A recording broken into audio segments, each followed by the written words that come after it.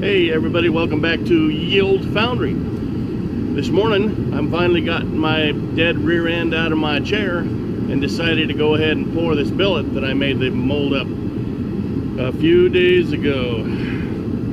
Yeah, I'm embarrassed at how lazy I've been, but I got it right. I would think I had it right? Everybody who gets my age finally says, hey, I am such and such an age. I can be lazy if I want to, having worked almost 40 years, both in the foundry trade and in the electrical trade. So that's my excuse. Okay. Now, in the background, you can probably hear the not so much roar, but the kind of a angry murmur of my furnace. Okay. And right below you being the camera, right below you is the mold. I'll go ahead and point you in the right direction, and so you can kind of see where I have the camera. Okay, one moment. I hope the sun, the way the sun is right now, it's right there. So I'm going to have to turn you and lower you and tilt you down, so you might get some sun. Maybe I'll just put my hand in front of it, the lens.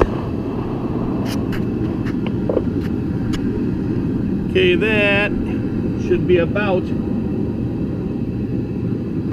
the way that I'm going to have it when I pour this.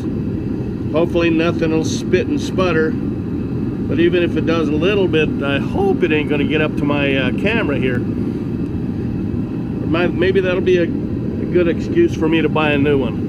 Not that this is old by any means, it's only about a year old. So that's the direction. Now let me see if I think I need to put it a little more like that. And yeah, well, shoot, is this in the way? Shouldn't be in the way. The hole is out here. I'll move this just in case.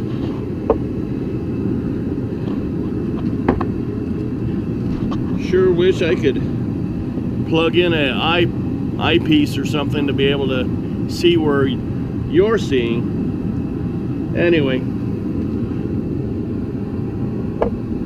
once this furnace is done heating up the metal and I've cleaned it up, now don't forget, when you're pouring the metal, or rather you're getting the metal ready to be poured into whatever mold you're getting right here, or wherever your mold might be, don't degas or scrape out the crucible outside of the furnace. Okay, the insulation inside the furnace, the refractory inside the furnace, is going to be retaining the heat that you've been pouring to it for the last half hour or so. And while the flame is off, you could be scraping the inside of the crucible and getting rid of all the the junk that's floated to the top or might be trapped against the side of the crucible, and get rid of that. Okay, so but don't put it out in the open, like put it out on the brick over here where I'm pointing, that you may or may not be able to see, because what you're doing, you're immediately letting the outside atmosphere cool down your metal. And if your metal your project is dependent on how hot your metal is going to be, in this case it ain't, because it's just a big slug of metal, you need to retain as much heat as you possibly can so that it doesn't freeze up on you when you're pouring it. Okay, so please turn off, or rather, when you turn off your furnace, leave the crucible in the furnace until you're done getting rid of all the junk you don't want to go inside your mold cavity, and then take it out and pour it. Okay, so I'm going to turn you off now, and I'm going to bring you back just before I'm getting ready to clean up the metal and take it out of the furnace. It's about that time. So I've turned the camera back on. I've skimmed off the scrap on top, all the oxides and such, and now I'm about to secure the think I better take this off, secure the furnace, and we'll get it out and pour it.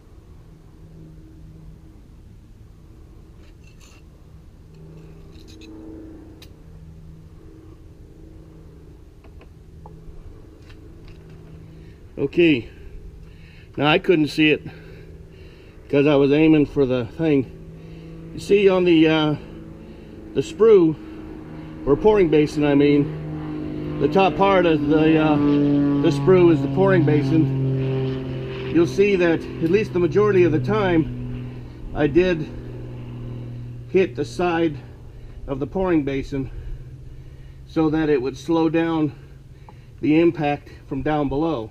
Okay, that's as much as that little crucible will hold. All right, and so that's as much as I'd be able to pour on that. But it did get past the parting line between the top and the bottom of the cope and the drag. Well, in this case, the cheek is the drag. The drag acts as the cope, or rather as the cheek.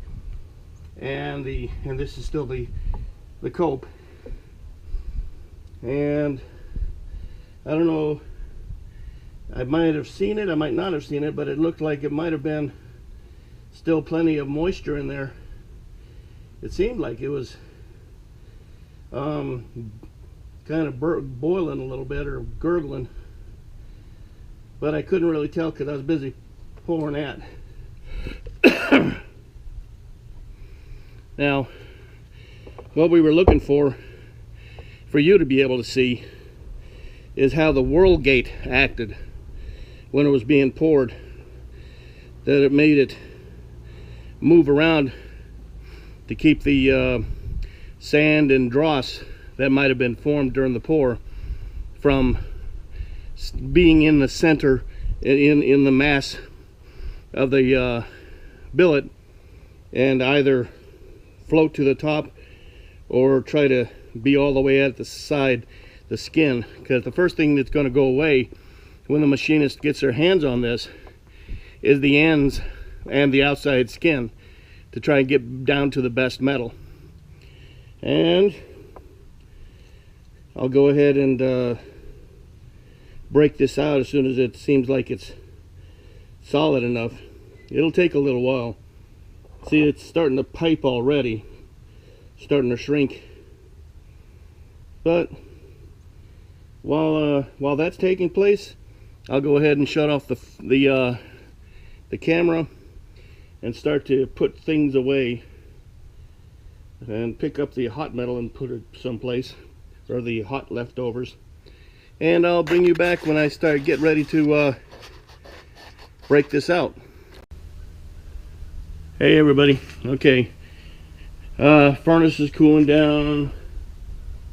I can almost get my hand in it, and that should be cool enough, the sand I mean, should be cool enough that it's not going to melt my you know, cart here. So let's see what the billet looks like. Okay, got that. Don't got my my hammer though, just in case I gotta tap it out.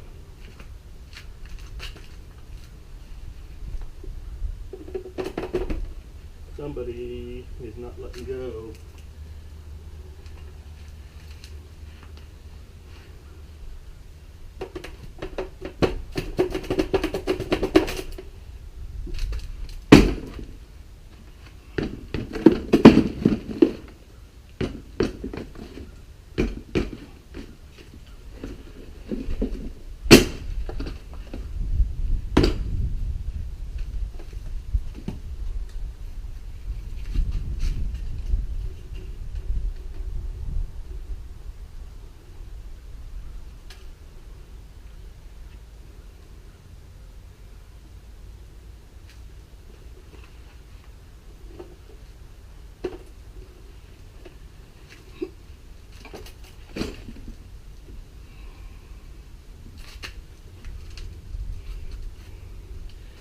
Okay, so far everything looks good. I think there was a little bit of extra moisture in there. Might have been my fault because I didn't remember to vent that. But some of that should have gone up inside, in between the wall of the metal and the mold cavity. We'll see how it comes out.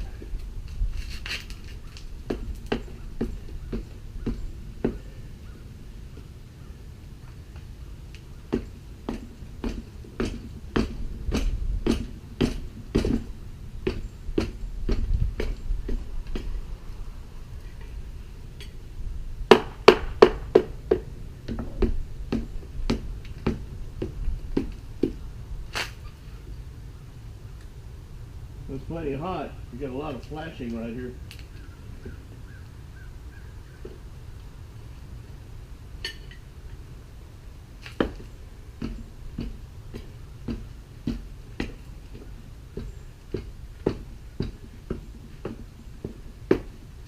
All right. See if I can. Pardon me. Let's see if I can shake this out better than hammer it out.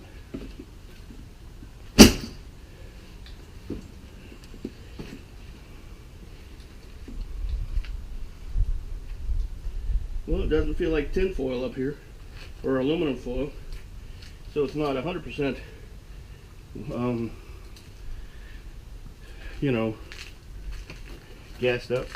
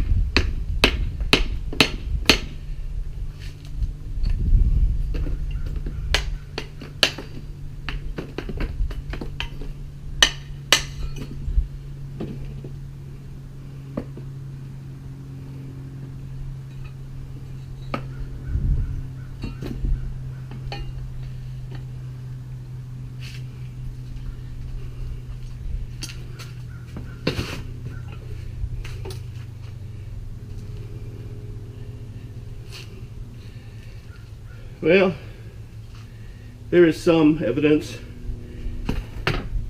of bubbles on the side,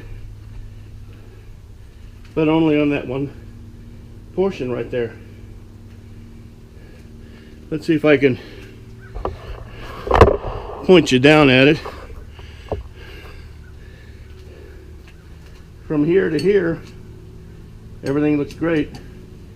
From here, of course, this part was in the drag, or rather in the cheek.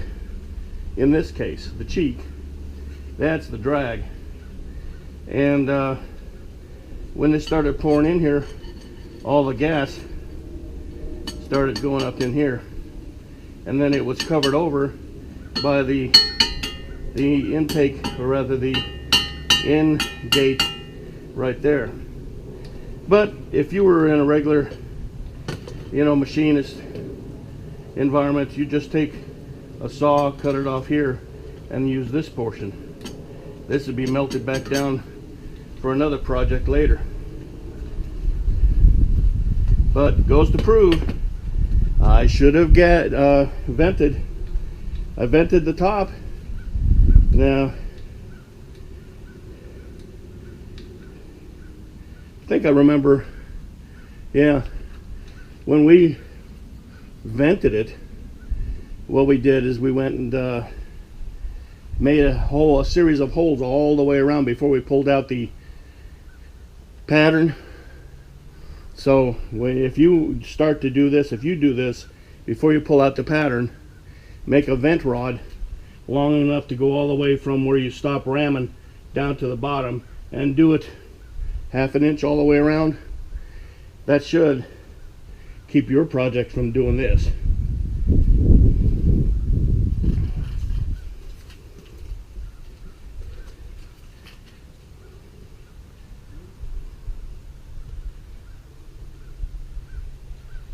Yep, it did its job though, these end gates.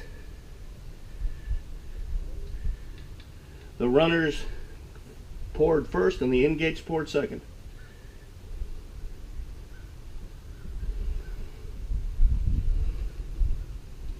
I don't see anything else wrong with it. It's just that stupid venting. And that's 100% my fault.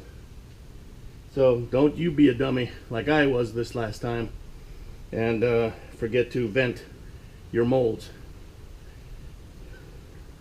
If my project required a piece of metal just that long, well, that's okay. I was lucky to get that.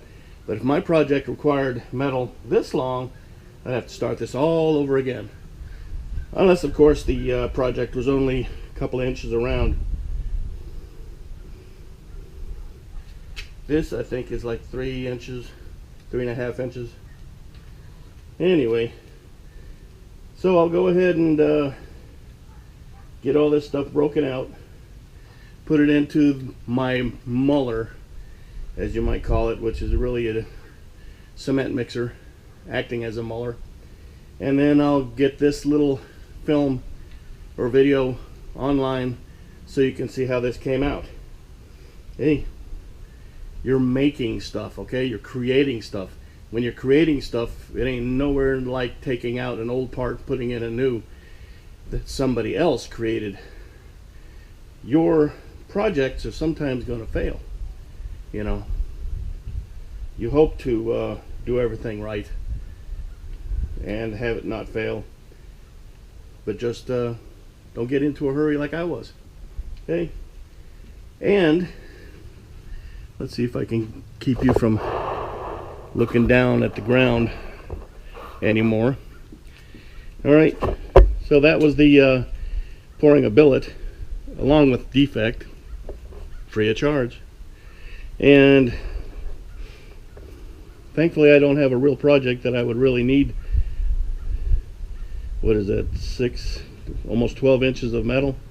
Well, in the first place, my crucible ain't big or massive enough to take and fill up that entire thing. It might still go back into the back into it. I don't know. Maybe maybe somebody I know up in Georgia wants this. Can always use it to make spacers for something. If Keith is watching this and he wants it, tell me. I'll send it up to you. Okay? You might make some use out of it and cost you nothing. Not even postage. Okay, and for that, Liberty Call.